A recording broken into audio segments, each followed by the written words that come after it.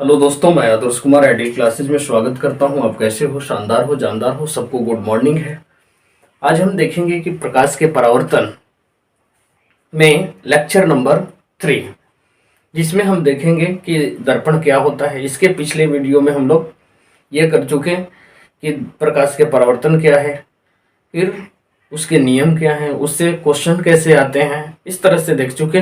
अब हम देखेंगे कि दर्पण क्या होता है, दर्पण के कितने प्रकार होते हैं और दर्पण के कुछ मुख्य पद कितने होते हैं। वो काफ़ी इंपॉर्टेंट होता है एग्जाम के पॉइंट ऑफ व्यू से। तो हम यहाँ स्टार्ट करेंगे दर्पण कि दर्पण है क्या। तो दर्पण देखिए, दर्पण एक चिकनी और चमकीली सतह होती है, चिकनी और चमकीली सतह होती है, जिससे कि आपतित किरण के अधिकांश भाग परावर्तित हो जाते हैं। उसे हम कहते हैं दर्पण, उसको कहा जाता है दर्पण। वह चिकनी और चमकीली सतह जिससे कि आपतित किरण के अधिकांश भाग परावर्तित हो जाते हैं, उसको कहा जाता है दर्पण। दर्पण मुख्यतः 3 प्रकार के होते हैं। एक होता है समतल दर्पण, एक होता है गोलीय दर्पण, दूसरा होता है आपका पैराबोलिक दर्पण। तो ये 3 तरह के मुख्य रूप से दर्पण हुए। तो दर्पण हुआ क्या, दर्पण मेनली है क्या, ये देखते हैं। दर्पण तो ये चिकनी और चमकीली सतह होती है, चिकनी और चमकीली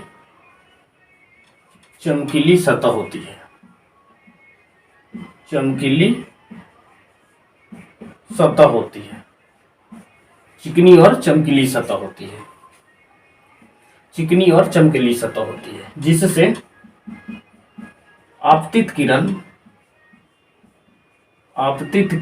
के अधिकांश भाग परावर्तित हो जाती है, परावर्तित हो जाती है, उसे हम क्या कहेंगे, दर्पण। दर्पण 3 प्रकार के होते हैं, दर्पण 3 प्रकार के होते हैं, 3 प्रकार के होते हैं। पहला क्या होता है, पहला आपका समतल होता है, समतल दर्पण। दूसरा गोलीय दर्पण, गोलीय दर्पण। और तीसरा पैराबोलिक दर्पण, पैराबोलिक दर्पण, पैराबोलिक दर्पण। अब देखिए, चिकनी और चमकीली सतह, मतलब कि ये आपका चिकनी और चमकीली सतह है, ये AgBr का कोटेड किया हुआ रहता है, कोटेड किया हुआ रहता है, मतलब रंगा हुआ रहता है। ये रंगा हुआ रहता है ताकि प्रकाश की किरण सीधे आर पार नहीं हो जाए, इसलिए भाग को रंगा हुआ रहता है। ये चिकनी और चमकीली सतह है। तो ये हो गया। या आपको हो सकता है इस तरह का लेंस हो, ये दर्पण हो, फिर क्या हो, इस तरह का हो, या हो सकता है कि ऐसे कुछ हो। ठीक है, तो इस तरह से आपको दर्पण दिखेगा। ऐसे भी दर्पण होता है। तो ये आपको पैराबोलिक दर्पण है, पैराबोलिक दर्पण है। ये आपको दोनों क्या है, गोलीय दर्पण है, गोलीय दर्पण है। ये क्या है, आपको समतल दर्पण है, समतल दर्पण है। तो ये 3 तरह के दर्पण हुए। तो समतल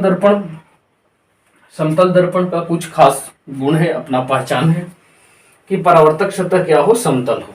गोलीय दर्पण में जिसका सतह या तो धंसा हो या तो उभरा हो। तो समतल दर्पण,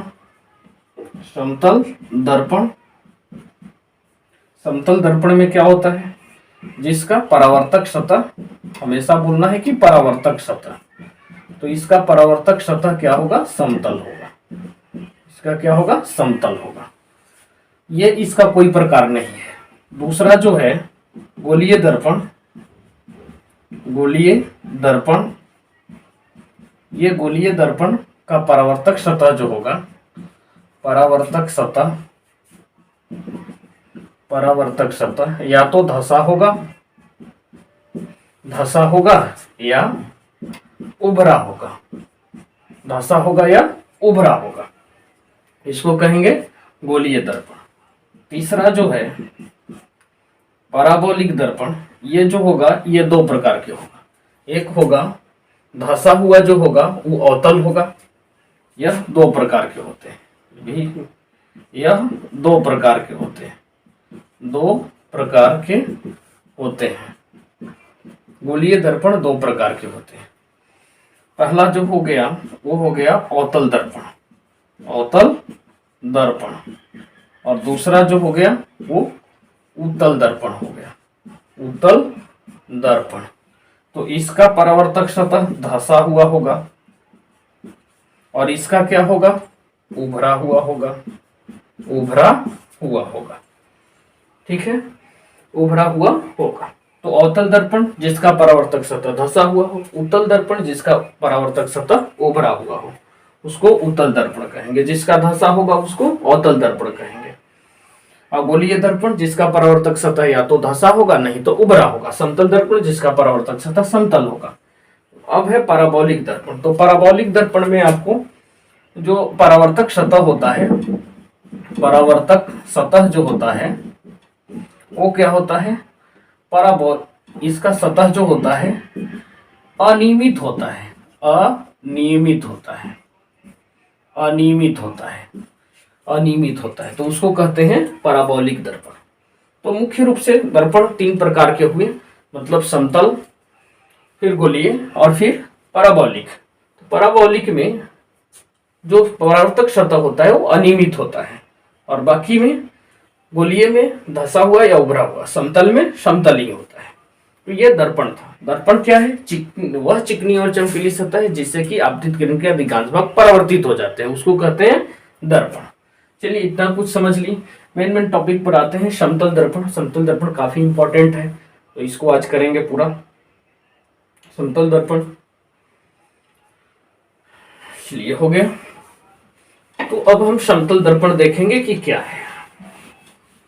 समतल बहुत चिकना होता है।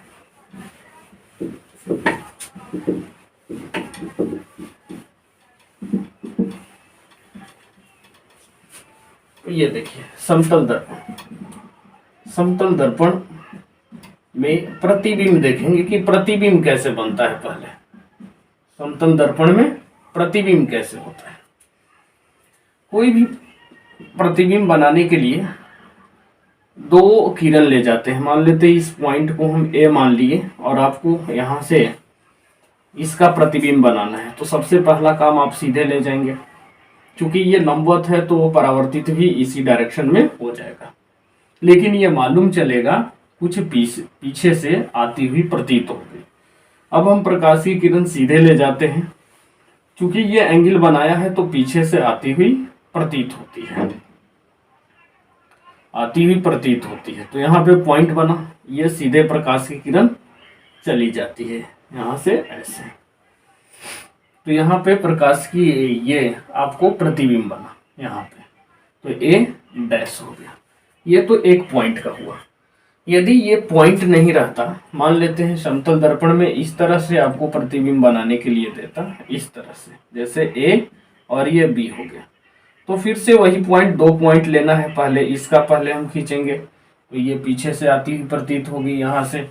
ये बी पॉइंट है तो इसका बी डैश ले लेंगे, क्योंकि ये लंबवत है तो आएगी जिधर से उधर से ही चली जाती है। दूसरी प्रकाश की किरण ऐसे लेते हैं तो ये यहाँ से आती हुई प्रतीत होती है, तो ये सीधे चली जाती है प्रकाश की किरण।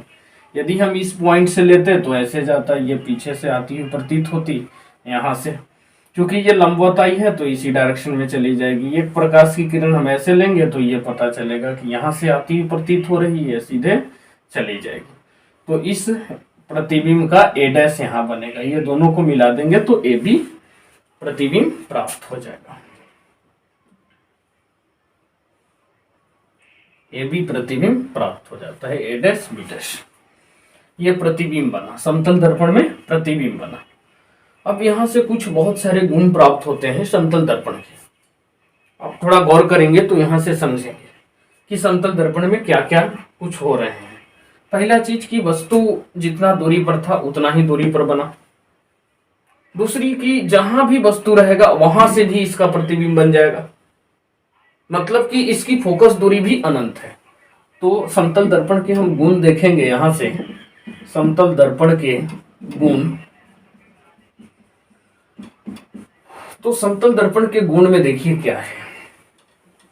समतल दर्पण के गुण, समतल दर्पण के गुण, जब ये गुण देखेंगे समतल दर्पण का, तो पहला क्या हुआ, फोकस दूरी अनंत है। फोकस दूरी क्या हुआ, अनंत। फोकस दूरी अनंत होता है, अनंत होता है। पहला पॉइंट हो गया कि फोकस दूरी क्या हुआ, अनंत हो गया। दूसरी देखिए कि वस्तु दूरी और प्रतिबिंब दूरी आपस में बराबर होती है। प्रतिबिंब दूरी, प्रतिबिंब दूरी और बराबर होती है वस्तु दूरी के, हमेशा बराबर होगा। जितनी दूरी पर वस्तु रखी जाएगी उतनी ही दूरी पर प्रतिबिंब बनती है। तीसरा क्या पॉइंट आ रहा है, तीसरी पॉइंट है कि जितना ऊंचाई है यहाँ पे वस्तु की उतना ही ऊंचाई यहाँ है, मतलब कि आवर्धन प्लस 1 होता है। आवर्धन, आवर्धन प्लस 1 होता है, प्लस 1 होता है। आवर्धन का ऐसे सूत्र होता है, आवर्धन बराबर प्रतिबिंब की ऊंचाई, प्रतिबिंब की ऊंचाई बटा में वस्तु की ऊंचाई, वस्तु की ऊंचाई। जब ये निकालते हैं h डैश बटा में h, दोनों आपस में बराबर है तो h और h कट जाएगा तो ये +1 हो जाता है। तो पूछा जाता है कि समतल दर्पण में आवर्धन +1 का क्या अर्थ होता है। तो +1 का अर्थ क्या बताया, पहले तो बताया कि प्रतिबिंब की ऊंचाई वस्तु की ऊंचाई के बराबर होती है। दूसरा अर्थ ये दिया कि प्रतिबिंब की दूरी वस्तु की दूरी के बराबर होता है, ये भी चीज बताया। तो दोनों चीज समान होते हैं, इसीलिए इसकी आवर्धन +1 होती है। अच्छा, तो इतना फोर्थ पॉइंट हो गया कि आवर्धन +1 के बराबर होता है।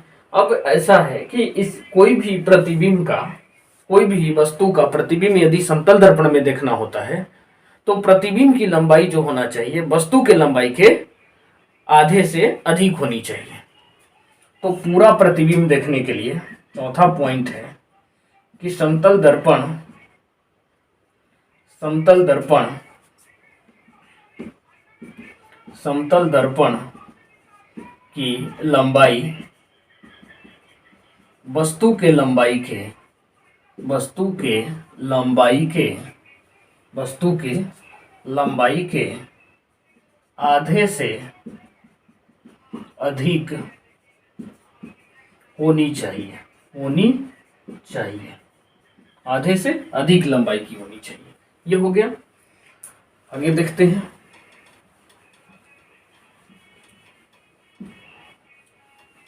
पांचवा पॉइंट देखिए, पांचवा पॉइंट क्या है आपका, कोई भी वस्तु जब चलेगा, मान लेते हैं दर्पण यहाँ रख दिए, यहाँ मान लेते हैं v वेग है, तो यहाँ क्या हो जाएगा, प्रतिबिंब का वेग 2v हो जाएगा। यहाँ प्रतिबिंब 2v हो जाता है, तो यहाँ v वेग से जा रहा है, प्रतिबिंब इसकी दुगना हो जाती है। तो समतल दर्पण में, समतल दर्पण में, समतल दर्पण में किसी वस्तु का, किसी वस्तु का प्रतिबिंब, प्रतिबिंब का वेग दुगना हो जाता है, दुगना हो जाता है, दुगना होता है, दुगना होता है, तो ये 2v हो जाता है। ये 5 पॉइंट हो गया। तो ये समतल दर्पण में ध्यान देना है कि समतल दर्पण में किसी भी वस्तु का प्रतिबिंब का वेग दुगना हो जाता है, और वस्तु की ऊंचाई, जब ये समतल दर्पण की लंबाई वस्तु के लंबाई के आधे से अधिक होनी चाहिए, तब तो वो पूरा पूरा प्रतिबिंब देख सकता है। तो ये था 5 आपको समतल दर्पण के गुण। तो समतल दर्पण के गुण देख लिए, समतल दर्पण किसे कहते हैं ये देख लिए। अब हम समतल दर्पण के उपयोग देखते हैं कि समतल दर्पण का उपयोग कहाँ करेंगे। समतल दर्पण का उपयोग,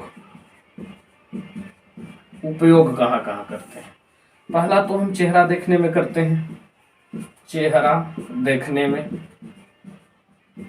में। दूसरा होता है पेरिस्कोप में, पेरिस्कोप में, पेरिस्कोप में। पेरिस्कोप इस तरह से, यहाँ पे दर्पण लगा रहता है, समतल दर्पण। यहाँ से प्रकाश की किरण जाती है, फिर यहाँ दर्पण रखा रहता है, तो यहाँ से प्रकाश की किरण यहाँ जाती है, फिर यहाँ से हम कोई चीज को देख सकते हैं। जैसे यहाँ आँख है, यहाँ आँख है, तो कोई भी वस्तु यहाँ से दिखाई पड़ सकता है, ऐसे दिखाई पड़ जाता है। तो ये पेरिस्कोप में यूज होता है। तो ये दो ध्यान रखेंगे। समतल दर्पण का और भी उपयोग हो सकता है, ज्वेलरी में भी यूज होता है, लेकिन मेनली यही यूज है कि चेहरा देखने में और पेरिस्कोप में, तो दो जगह दो यूज है। तो ये समतल दर्पण था। तो समतल दर्पण के बारे में हम लोग इतना देखें। अगले लेक्चर में हम गोलीय दर्पण के देखेंगे कि गोलीय दर्पण होता क्या है, गोलीय दर्पण के कुछ मुख्य पद देखेंगे कि क्या होता है। तो आई होप इसे आप समझे होंगे। हो गया, मिलते हैं नेक्स्ट वीडियो, तब तक के लिए गुड बाय, जय हिंद।